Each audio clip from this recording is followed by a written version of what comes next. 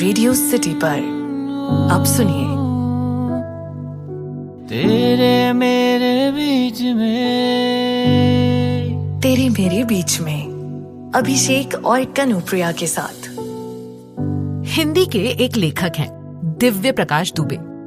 वो अपनी किताब मुसाफिर कैफे में लिखते हैं कि जिंदगी की कोई भी शुरुआत हिचकिचाहट से ही होनी चाहिए। थोड़ा सा घबराना इसलिए जरूरी है कि अगर थोड़ी सी भी घबराहट ना हो तो या तो वो काम जरूरी नहीं या फिर आप काम करने के लायक ही नहीं। ये बात शादी और प्यार के लिए भी बिल्कुल सटीक है। कम से कम मेरे साथ तो ऐसा ही हुआ।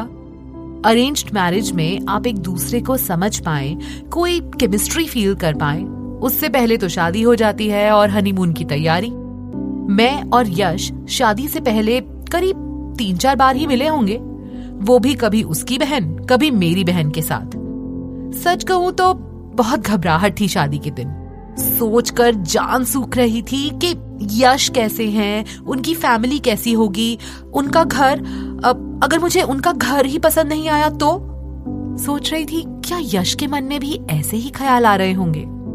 मुझसे तो शादी के बाद पहले दिन इतनी हिम्मत भी नहीं हुई कि यश से पूछ लूं कि भाई किचन कहाँ है, पानी पीना है, या कह दूं कि एक ग्लास पानी पिला दीजिए।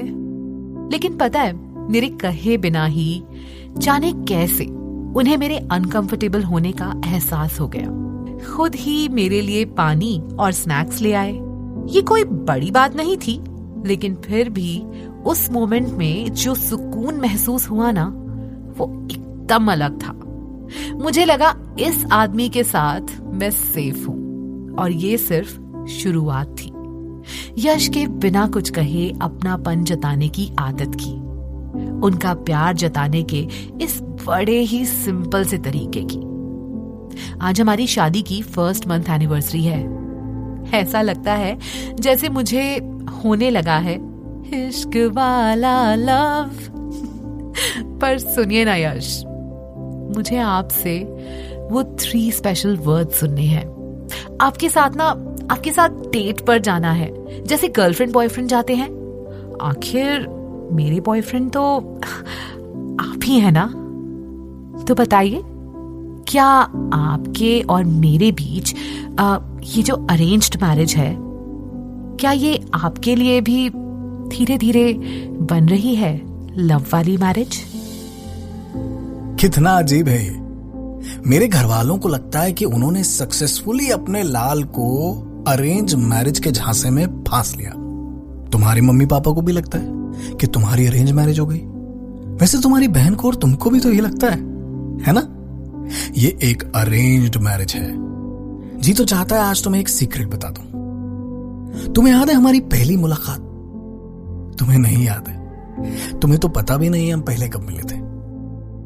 तुम तो शायद आज भी यही सोचती हो कि तुम्हारे घर जब मैं तुम्हें देखने आया तब हमने पहली बार एक दूसरे को देखा। नहीं, 2019 दिवाली। याद है तुम लता आंटी के यहां मिठाई देने आई थी?